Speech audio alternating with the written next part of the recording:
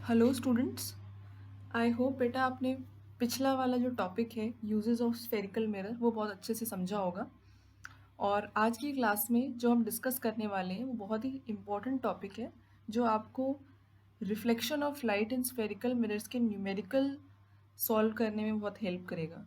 तो ये टॉपिक बहुत अच्छे से समझिए आप, और कोई भी डाउट हो तो आप कमेंट सेक्शन में कमेंट करके मुझसे पूछ सकते हैं। तो आज का जो टॉपिक है हमारा वो है new Cartesian sign convention for reflection by spherical mirrors. आप देखो, आपने मैथमेटिक्स में कार्टेशियन प्लेन के बारे में पढ़ा होगा। Cartesian plane means X Y plane के बारे में पढ़ा होगा। और जब हम एक्स वाई प्लेन की बात करते हैं बेटा, तो वहाँ पर हम कोऑर्डिनेट्स पढ़ते हैं अलग अलग, पॉजिटिव और नेगेटिव। जहाँ पर बात आती है साइन कन्वेंशन की, साइन कन्वेंशन एक्चुअली कब यूज़ किया जाता है? जब हमें किसी फिजिकल क्वांटिटी को एक पॉजिटिव या नेगेटिव साइन असाइन करना हो। तो यहाँ पर बेटा रिफ्लेक्शन ऑफ लाइट में अगर हम स्फेरिकल मिरर के रिफ्लेक्शन की जब हम बात करते हैं तो हमें यहाँ पर भी कुछ साइन कन्वेंशन फॉलो करने होते हैं। वो साइन कन्वेंशन क्या होते हैं, इसी के बारे में आज हम डिस्कस करेंगे। तो देखो, ये थोड़ा सा मैंने आपको रिलेट करने के लिए बताया कि सपोज ये एक्स वाई प्लेन है, मतलब आपका एक कार्टेशियन प्लेन है। और विद रिस्पेक्ट टू ओरिजिन अगर हम बात करें तो जो एक्स एक्सिस है, अगर आपका ये वाला एक्स एक्सिस, तो इसका ये राइट हैंड साइड वाला क्या होगा, पॉजिटिव होगा साइड, और लेफ्ट हैंड साइड वाला क्या होगा, नेगेटिव।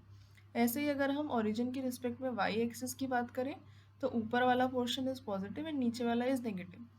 इसी एक्स वाई प्लेन या कार्टेशियन प्लेन को अगर हम मान के चलें या कंपेयर करके चलें with respect to your spherical mirrors, तो आप यहाँ देख पाओगे कि मान लो ये हमारा एक स्फेरिकल मिरर है, ठीक है, which is a concave mirror. अगर आप देख पा रहे हो अच्छे से क्लियरली समझ पा रहे होगे अब कि ये हमारा एक कॉनकेव मिरर है। तो ये पोल जो है एक तरह से हमारा क्या है, ओरिजिन की तरह है, ठीक है। और ये हमारा क्या हो गया, जो प्रिंसिपल एक्सिस है वो हमारी क्या हो गई, एक्स एक्सिस हो गई, ठीक है। और इसी तरह से हमारा जो पोल का ऊपर वाला, या एक तरह से आप कह सकते हो कि ये जो हमारा जो मिरर है वो वाई प्लेन की तरह काम कर रहा है। तो यहाँ पर बेटा हमें कुछ साइन कन्वेंशंस लर्न करने की ज़रूरत है। देखो, साइन कन्वेंशन की बात आती है कहाँ, जब हमें किसी एक फिजिकल क्वांटिटी को पॉजिटिव या नेगेटिव प्लस या माइनस साइन क्या करना है, असाइन करना है। फिजिकल क्वांटिटी मीन्स कोई भी ऐसी क्वांटिटी जिसको हम मेजर कर सकते हैं। जैसे सपोज यहाँ पर हम क्या मेजर कर रहे हैं कि कोई ऑब्जेक्ट है वो स्फेरिकल मिरर के आगे रखा हुआ है, ठीक है। तो आप देखो इसका कुछ डिस्टेंस है, पोल से यहाँ तक कुछ डिस्टेंस है, तो डिस्टेंस क्या हुई, एक फिजिकल क्वांटिटी हुई, ठीक है। तो पोल से जो ऑब्जेक्ट का डिस्टेंस है वो क्या हुआ, इस ऑब्जेक्ट का डिस्टेंस हुआ। तो जब भी हम किसी ऑब्जेक्ट के डिस्टेंस की बात करेंगे तो जो भी डिस्टेंस होगा उस ऑब्जेक्ट का, अगर वो ऑब्जेक्ट का है लेफ्ट की तरफ प्लेस है, जो कि मैक्सिमम हमेशा आपको याद रखना है कि ऑब्जेक्ट का जो डिस्टेंस है वो हमेशा क्या रहेगा, लेफ्ट हैंड साइड में ही रहेगा। तो हम उसको क्या लेकर चलते हैं, नेगेटिव लेकर चलते हैं, ठीक है। सिमिलरली अगर distance of the object right है तो वो क्या होगा, पॉजिटिव। या आप इस तरह से भी समझ सकते हो कि अगर किसी ऑब्जेक्ट का डिस्टेंस क्या है, लेफ्ट हैंड साइड है, तो हम क्या लेंगे, उसका डिस्टेंस नेगेटिव लेंगे। अगर राइट हैंड साइड है तो पॉजिटिव लेंगे। इसी तरह से अगर हम बात करें इस प्रिंसिपल एक्सिस के, जो ऑब्जेक्ट है वो परपेंडिकुलर रखा हुआ है, देखो ये भी परपेंडिकुलर है और ये भी परपेंडिकुलर है।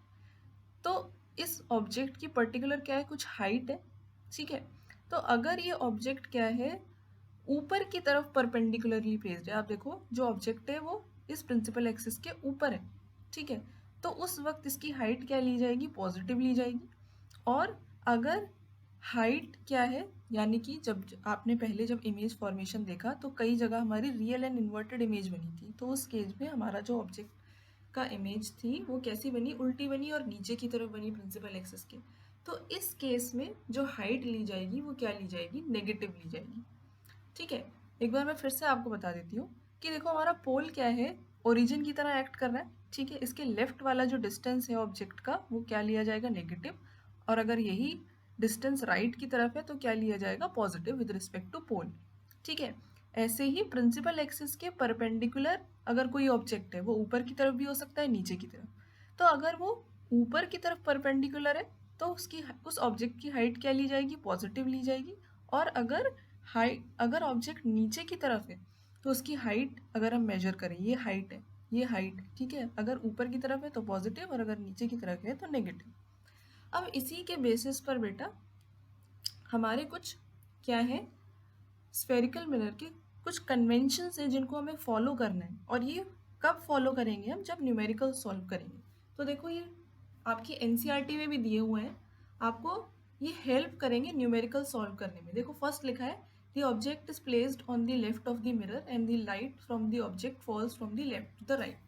जो ऑब्जेक्ट है वो हमेशा मिरर के आगे लेफ्ट पोजीशन में ही रखा जाता है। आप प्रीवियस वीडियो में जाकर देखना जहाँ मैंने आपको image formation by spherical mirrors बताया है। तो जब भी हम इमेज फॉर्मेशन की बात करते हैं तो हमारा जो ऑब्जेक्ट है वो हमेशा लेफ्ट साइड में रखा जाता है, ठीक है।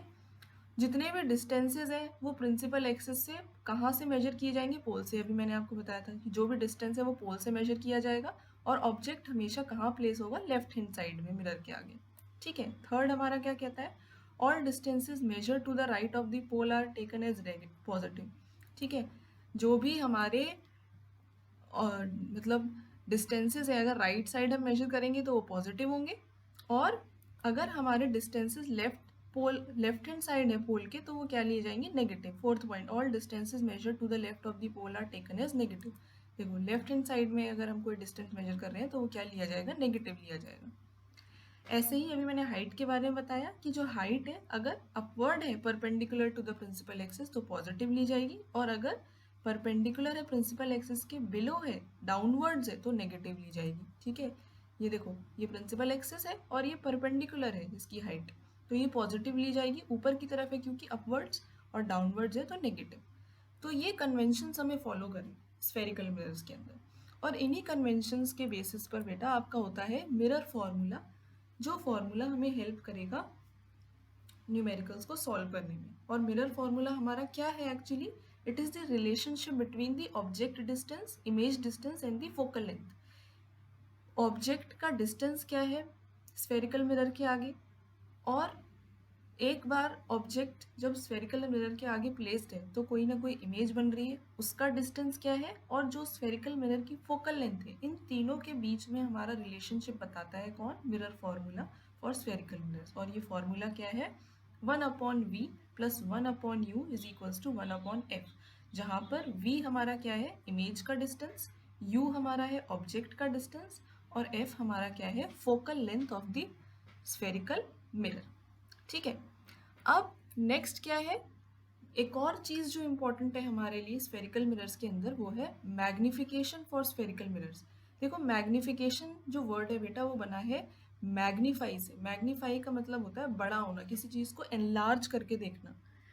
तो आपने जब इमेज फॉर्मेशन देखा स्फेरिकल मिरर्स के आगे तो आपने देखा कई केसेस में इमेज जो है वो ऑब्जेक्ट के साइज के कंपैरिजन में बड़ी बनी, और कहीं पर जो ऑब्जेक्ट का जो इमेज है वो क्या बनी, छोटी बनी, ठीक है। तो मैग्निफिकेशन स्फेरिकल मिरर्स में हमें ये बताता है कि इमेज की जो हाइट है या इमेज जो है वो कितनी मैग्नीफाई हुई with respect to the height of the object. मतलब अगर कोई ऑब्जेक्ट स्फेरिकल मिरर के आगे है तो उसकी कुछ हाइट है, और जब उसकी इमेज बनी तो वो बड़ी भी हो सकती है और छोटी भी, तो उसका रिलेशनशिप बताता है मैग्निफिकेशन हमें। तो इसीलिए देखो क्या लिखा है, magnification for spherical mirrors is the ratio of the height of the image to the height of the object. मतलब जो इमेज बनी उसकी हाइट कितनी है और जो ऑब्जेक्ट की हाइट है वो कितनी है, उसका रेशियो बताता है हमें मैग्निफिकेशन, ठीक है। तो इसीलिए मैग्निफिकेशन का फॉर्मूला क्या हुआ, h'/h, जहाँ पर h' हमारा क्या है, इमेज, हाइट की इमेज, ठीक है, इमेज की हाइट, और h हमारा क्या बता रहा है, हाइट ऑफ द ऑब्जेक्ट। और यही height of the image and height of the object किसके बराबर होता है आपका, v/u, जहाँ पर v क्या है, distance of the image, and u is the distance of the object. तो देखो नेक्स्ट पॉइंट हमारा क्या आ रहा है कि the height of the image should be taken as positive for virtual images. जब भी हम ये फॉर्मूला यूज़ करेंगे तो हमें ये ध्यान रखना है कि वर्चुअल इमेजेस देखो हमेशा प्रिंसिपल एक्सिस के ऊपर बनती हैं, तो वो हमेशा उसकी हाइट क्या ली जाएगी, पॉजिटिव ली जाएगी। लेकिन रियल इमेजेस जो है वो हमेशा क्या ली जाती हैं, नेगेटिव ली जाती है। रीज़न भी कि वो परपेंडिकुलर है प्रिंसिपल एक्सिस के, लेकिन बिलो परपेंडिकुलर एक्सिस बनती है, डाउनवर्ड्स बनती है। ठीक है, तो नेगेटिव साइन अगर मैग्नीफिकेशन में हमारा आता है तो वो ये बताता है कि इमेज कैसी है, रियल है। और अगर पॉजिटिव साइन निकल कर आता है मैग्नीफिकेशन में तो वो ये बताता है कि इमेज हमारी कैसी है, वर्चुअल है। ठीक है, तो यहाँ पर देखो कोई साइन नहीं है, लेकिन जो भी साइन यहाँ निकल कर आएगा जब हम न्यूमेरिकल सॉल्व करेंगे तो वो हमें ये बताएगा कि वो ऑब्जेक्ट क्या है। या जब भी हम ये सॉल्यूशन करेंगे इस फॉर्मूले को रख के तो आप जान पाओगे कि जो ऑब्जेक्ट है उसकी जो इमेज बनी है वो रियल है या वर्चुअल है। लेकिन यहाँ पर -v/u में जो माइनस है वो ये इंडिकेट कर रहा है ऑब्जेक्ट का डिस्टेंस, जो कि हमेशा नेगेटिव लिया जाता है, क्योंकि एज पर साइन कन्वेंशन जो भी हमने डिस्कस किया, जो ऑब्जेक्ट है वो हमेशा लेफ्ट हैंड साइड में रखा जाता है। और लेफ्ट हैंड साइड में जो भी हम डिस्टेंस मेजर करते हैं वो हमेशा क्या लिया जाता है, नेगेटिव लिया जाता है। इसीलिए ये नेगेटिव ऑलरेडी यहाँ लगा हुआ है। ठीक है, और यहाँ पर नेगेटिव या पॉजिटिव तब लगेगा जब इमेज हमें पता होगी कि वो रियल है या फिर वर्चुअल इमेज है। तो इससे रिलेटेड न्यूमेरिकल्स मैं नेक्स्ट वीडियो में आपके साथ डिस्कस करूँगी। ये आप एनसीईआरटी से भी रीड करिए ताकि आपको और क्लियर हो साइन कन्वेंशंस के बारे में, और अगर कोई भी आपको डाउट है तो आप मुझसे पूछ सकते हैं। Thank you so much.